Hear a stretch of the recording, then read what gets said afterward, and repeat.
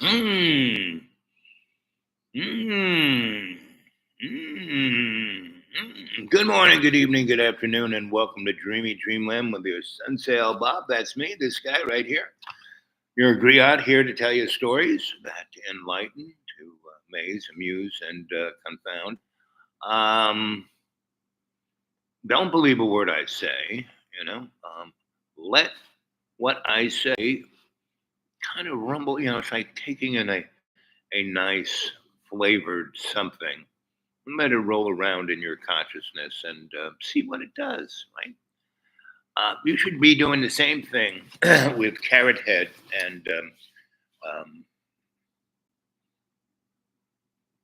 Mr. Slick Boy, right? Slick Boy, right? There's Neon Husk, right? And Slick Boy and Carrot Head, right? And that's the fascist. But what is fascism? Let's go to the Google. Google.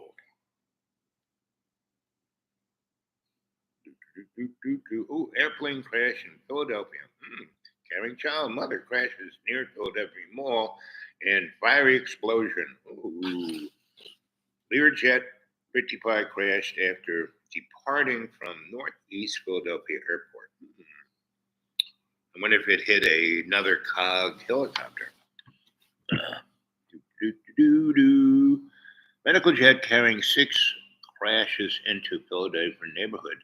The jet was carrying a pediatric patient, a mother, and four other crew members.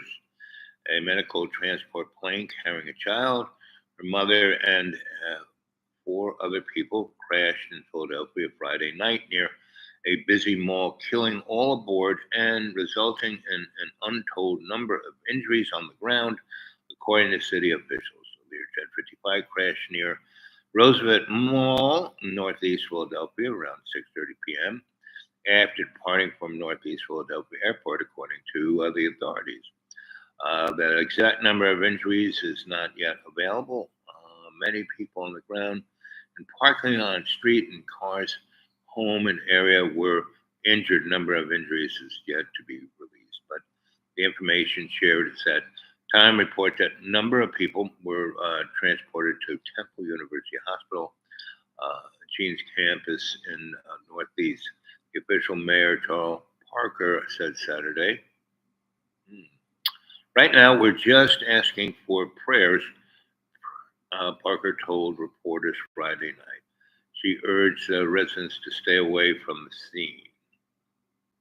In a statement, Children's Hospital said child had received care from a Philadelphia hospital and was being taken back to her home country of Mexico along with her mother.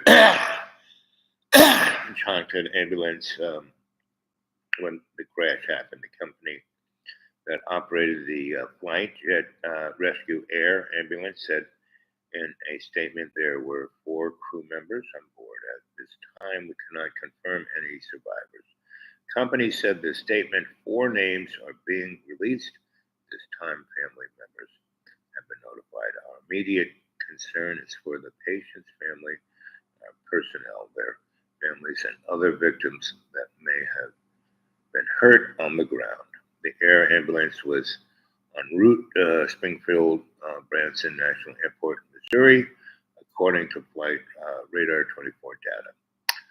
I regret the deaths of six Mexicans in a plane crash.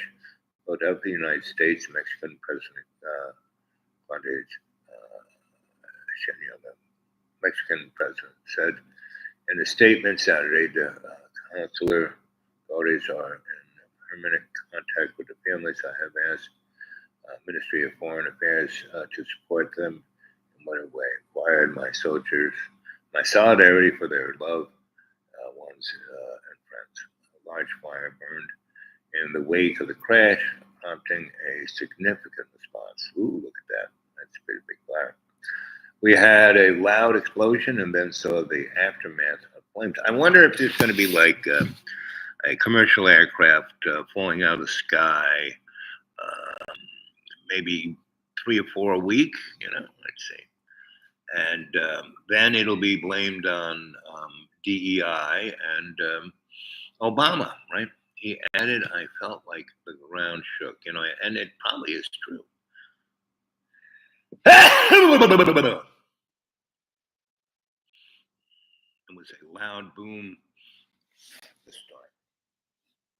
So, how you doing out there? It's 5 minutes and 22 seconds of the show. And again, this was pretty much, a lot of people, not just me, were saying, Donnie gets in. But I would say, everyone's saying, oh, Donnie gets in, that's the end of the world. Oh my God. Actually, we experienced Donnie, Caret head, um, you know, 4 years of presidency. And what we have total chaos. We had a pandemic where 1 million people died in America. And don't believe a word I say. That's fake news, probably. I mean, it didn't even happen. I mean, it was so perfect, and that our stable genius got us all to inject Clorox, straight into our veins. Don't believe a word I say, right? But and Donna Ann and I went to visit Neil in Australia around 79, right? And when I got there, Neil, like I said, he was a well-known political cartoonist and artist, fine artist, and so they lived in Melbourne, and they had a house that they had. Leslie was his love of his life, and it was his Donna Ann. I mean, Leslie looked just like Donna, a little taller. Donna was about 5 something, 5'4", 5'5". Leslie was probably 5'7", but they both had red hair, long, straight, thin, curvy girls, and very, very, and they were almost born on the same day. Both cancers. It was like, whoa. So 2 cancer girls in the house and 2 chucklehead boys, right? And so anyway, I was there, and Melbourne was like the theater. It's like the more cultured town, whereas Sydney was the more hip business town. Movies were made there, that kind of stuff, right? It's like Hollywood, right? So, and everything, very interesting. Everything north in Australia is warmer. Everything south, because it gets close to the South Pole, it gets colder. So Melbourne is kind of like San Francisco in a lot of ways. I mean, temperature-wise, right? And it's right on the coast. At least part of it is. You don't really think it is until you go down to the docks. It's kind of one of those things. It doesn't have it has a river, but you don't. It's not like. It's not like New York or San Francisco. So we got there. We kind of settled in. Neil took us to all his friends, his parties. He had a lot of friends who were musicians, like Men at Work and a few other Australian bands who were out of Melbourne. We go to pubs and they'd be playing. So it was great, right? And so I kind of needed some work, and Neil got me a gig. He knew this guy who had an electrical engineering firm. He took me there. The guy took us out to lunch. We talked electrics. He said, "Oh yes, you do know what you're talking about. You will." So I showed up to work, and there was a thing called Woolies. Everything, in DC Comics, you got Superman, and then you had Bizarro Superman, right? The alternative universe. Well, Melbourne is like the alternative universe of America, right? It's like they want to be America, but they're not. America came down and set up shop. Just, Japan had just invaded, bombed Pearl Harbor. Now, if the Japs had, went and took Australia, right, instead of getting us involved in the war, things would have turned out a lot different because they could have. I mean, Australia is a lot closer to Japan than Hawaii, and it's got a lot of resources that Japan needed. And at that time, the population was zip, like less than a million or two, right? And it was spread out all over. Japan could have just came right in and took over Sydney, Melbourne, Adelaide, and Perth, and that's it, right? The rest of the chuckleheads out there, all they had was like shotguns. So no. And if the Japs went in there and was nice to them instead of just raping and pillaging, um, then it would have been way different. And so anyway, I get there and I get this job and I go to Woolies, and Woolies is great. It's like Walmart's and Walmart's and Woolworths branded together on acid, and so they had all this great crazy shit from China, and we were just getting the Chinese bug, whereas the Australians already had it. They were getting all kinds of wild crazy shit from China, as China was trying to become the make shit for everybody country of the world. So I went in there, and Woolies had these great handbags. They were gigantic. I mean, gigantic. When you go to Tractor Supply and they have those bags that put all your stuff in and go work on things. But if a edge gets close to the side of the bag, it rips through it and bags. Anyway, so these things were they were like, and they were beaded on the outside. So they had like Australian themes, the whole thing of Australia with a kangaroo on it, and it says Aussie, right? And so Aussie proud, So I got one of those, and that was my briefcase, right? So I show up to work, kind of looking like this. But, at the age of, let's see, when we went, I was 20. We went in 78, I was 28. Anyway, so, go there. Like I said, I had lunch with the guy. The guy thinks I'm great. I go there and, I'm in their office where, everyone's wearing, it's just like the electrical engineers I knew at Cooper, black pants, black shoes, white socks, white shirt, black tie. And they didn't even have calculators. They had their slide rules on their hips like cowboys. Anyway, so I went in, and the guy said, "You know what I want you to do?" He said, we're going to have a group meeting. I'm going to introduce you, and then I'm going to have you go visit each. We have about 6 projects right now. We have this big mine up in here, and we have this over there, and you just kind of go each day. Monday you go to this group and just get an idea what they're doing, how they're doing.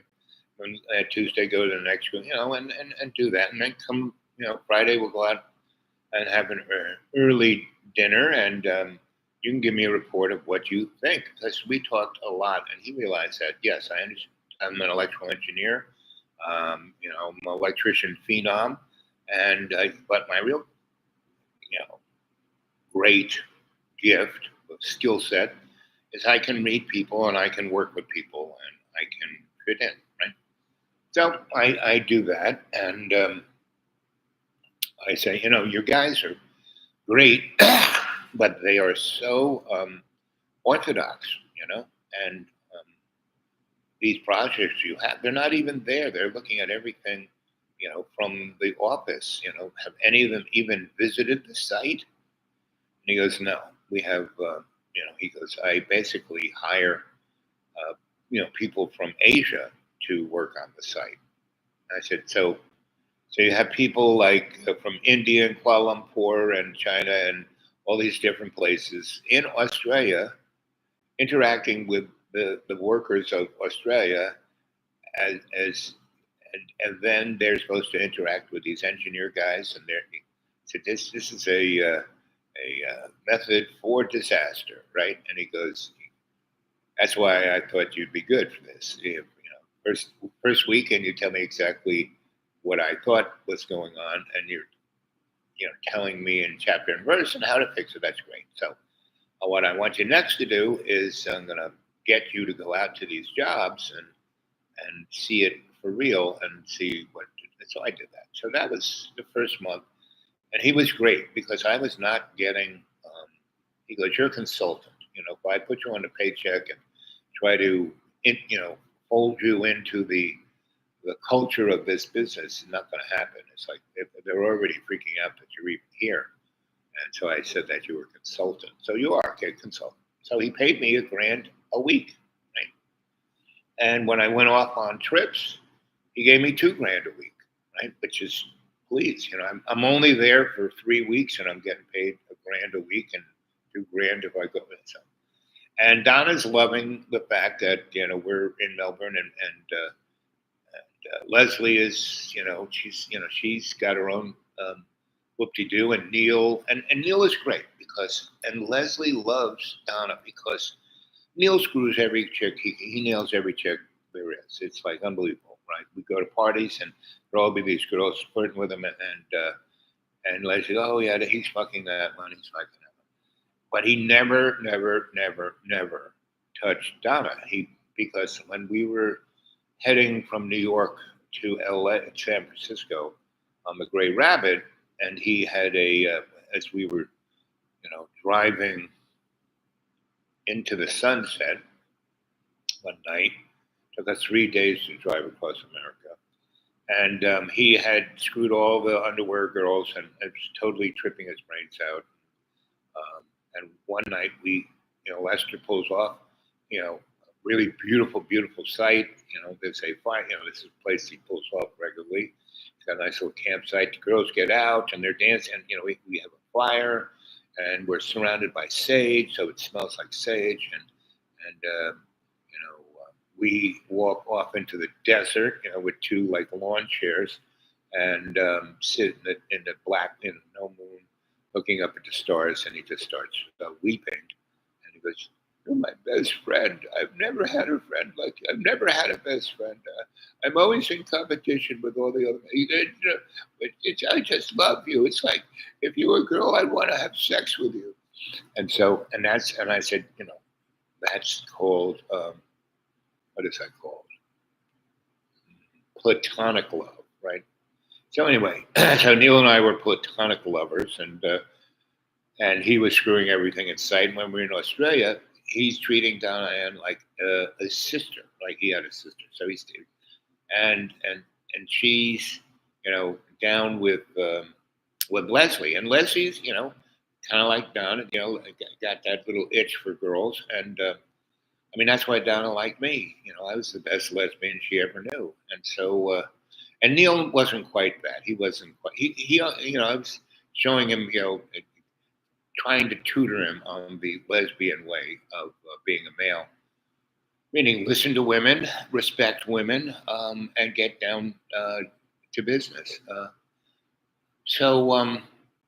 Because men don't, men are just pathetic whiners, as my mother would call men, laughing Larry, a weeping Willie, So what else can I say? So anyway, that was the first month, and it was great, right? And I went around to all the jobs and kind of figured out a protocol and a process and this and that. And I came back, and that was a month, and I hit the jackpot, pulled the brass ring, and so said, this is great. Everything is working out very nicely. And so he gave me a bonus check. So in 1 month, I had more money than I really needed for the next 3 years. And I went down to the post office where they have, I don't know if they still do it, but the one bank, the National Bank of Australia, was the post office, right? And so you could go to any post office and put money, and they had your little checking book and your saving book, And so they had this nice little thing where it was like a high interest. Um, if you put X amount of money in there and kept that, got a pretty good thing, and you got checks, and you were making interest, right? So it was a really good account, and it's the '70s, and Jimmy Carter, so the basic stagflation in America was like 36%. And so that what interest I was getting on that bank account was 36%. So I put like, that one month I got more than 10 grand. Between my weekly salary, my bonus salary of going visiting places, and my whoop-de-doo bonus for figuring out how to make things run smoothly. Um, I had about that much, and I put it in the bank, and the bank loved it, and I got my own little social security number from Australia. So I was like heading towards citizenship. I had working papers, the whole ball of wax, right? And so you know we go to a party, and it's the theater party, right? And that's where I met Punch Hawks, right? She's a photographer, so Donna and her got along like, and she's also a performance artist, and she's has part. The government is giving her money to revivify the avant-garde theater of Australia. Gave her a building, and she goes, "Oh, you need to come and help me fix this building up." And I checked you out, and you were part of the Living Theater, and you were part of Herbert Berger Uta Hagen's theater, and you were the ME at the Carnegie Hall and Lincoln Center, and boy, you have a pedigree, and you are the dude. I want you. And so I said, okay, sounds fun. So Donna, me, and her went there, saw the building, said this is going to be great. And the amazing thing about Australians, right, especially males, they have this tinkering gene because they're on the other side of the earth. Before World War II, to get spare parts and all the rest was really difficult. So these guys, so that's why Pine Gap in the Wallen Missile Range is up there in the Nukumba, the northern part of the Nukumba, near Broome, um, in Australia, right? And that's where that's where you think we have wild and crazy shit in Area 51. Forget about it. What's up there in Dreamland? That's what they call it, Dreamland. That's why this show is called Dreamland. Met a guy named Stan Deo in the Rundle bookstore, and we went, looking at all the crazy stuff that was up there. And he had been in the military big time, and he was a remote viewer, and you can say everything, Stan. And he was a good friend of Art Bell's. Anyway, so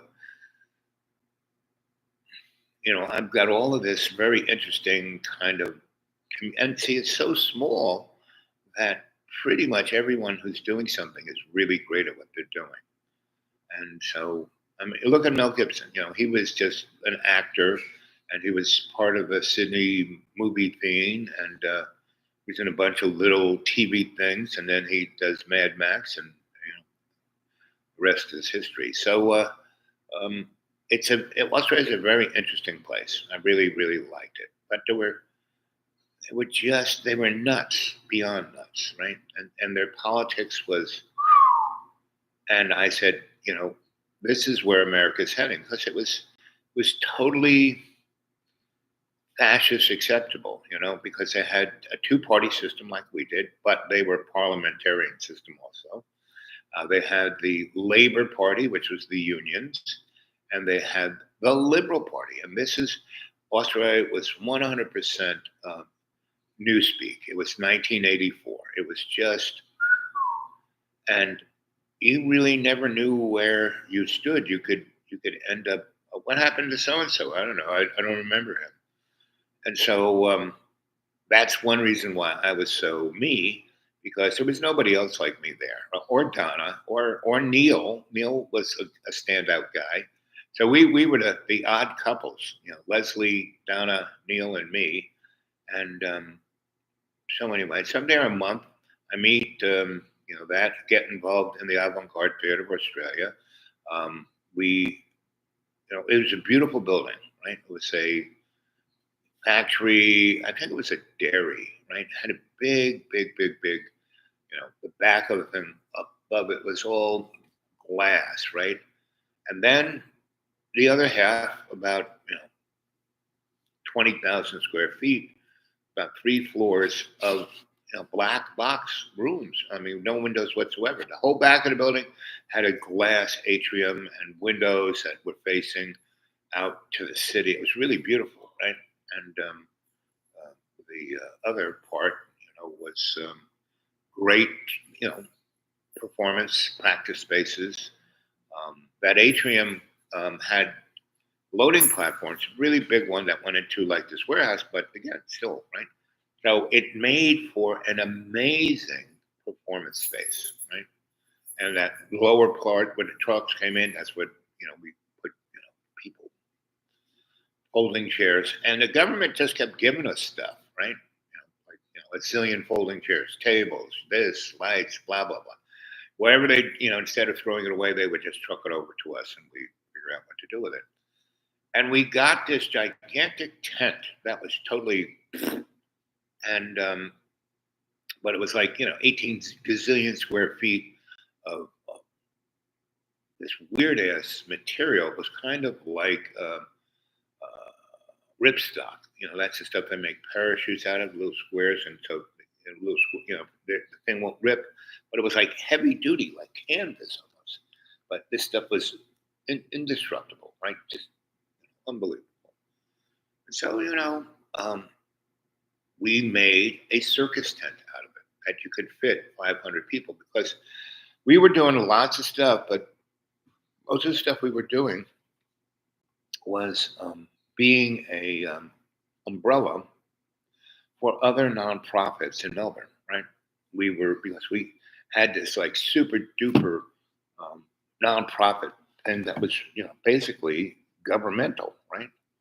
It's like being the post office or something. And we had, part of our description was to go out and spread seeds of that organization to bring, fertilize the culture. They realized bringing the culture into the mainstream was important, right? Didn't want to lose it, right? And knew that it was they saw how America's, jazz and country and all of that, because Australia had a great black scene. These Aborigines were like, and no one knew about it except for the people who were out there and kind of appreciated it, right?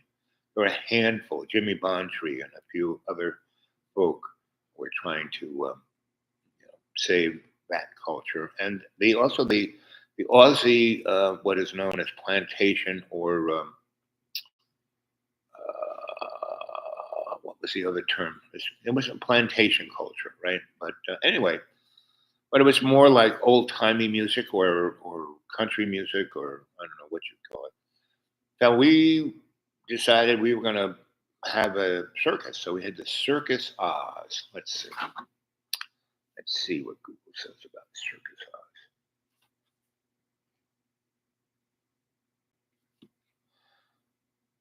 Circus Oz in Australia. There it is.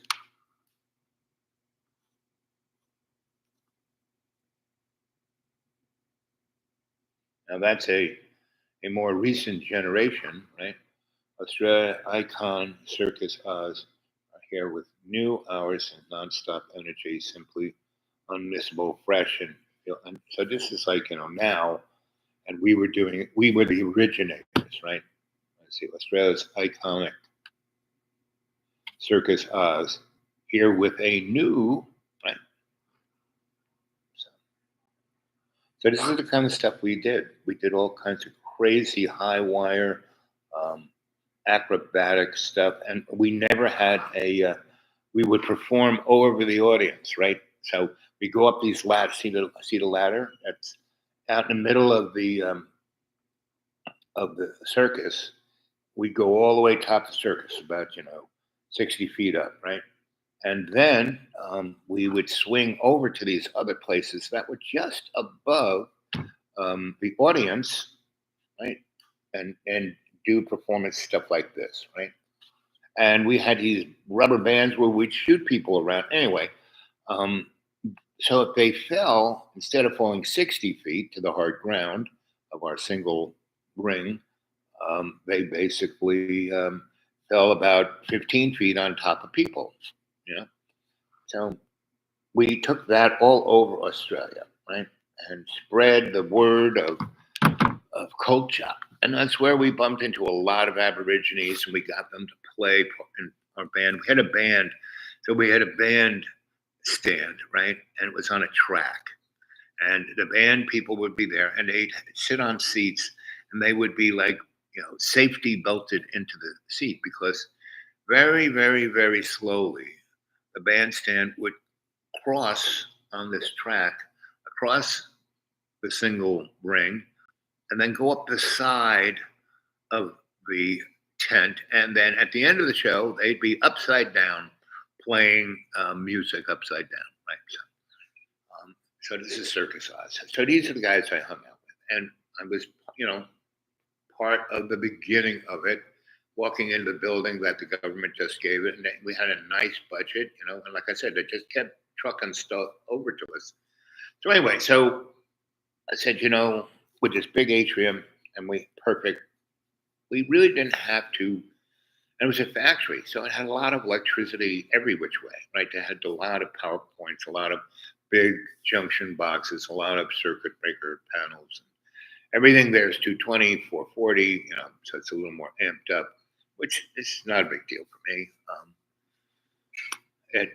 It definitely makes motors run better, that's for sure. So anyway, like the little motor that kind of winched our bandstand up was about this big. It was a 440 motor, right? If it was 220, it would have had to been this big, right? So anyway, pretty much before we really got a curriculum or anything, we started having parties. These bands that Neil knew that played in pubs, we would have playing there. And we'd have Friday night potluck dinners, everything out on the Barbie. And it had, what the other nice thing it had was it came off and it was a big parking lot, right? But it wasn't asphalt, it was gravel, right?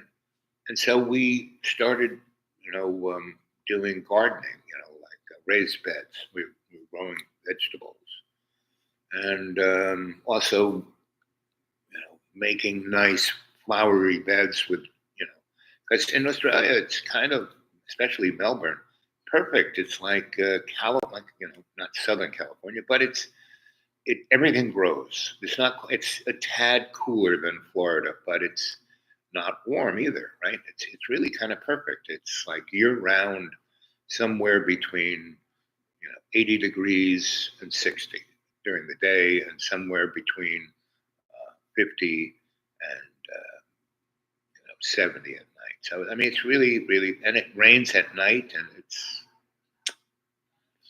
it's really kind of a fun place. I hear them coming. So anyway, I will continue with this story later today. Okay. I'm gonna end now. Let's see what's going on.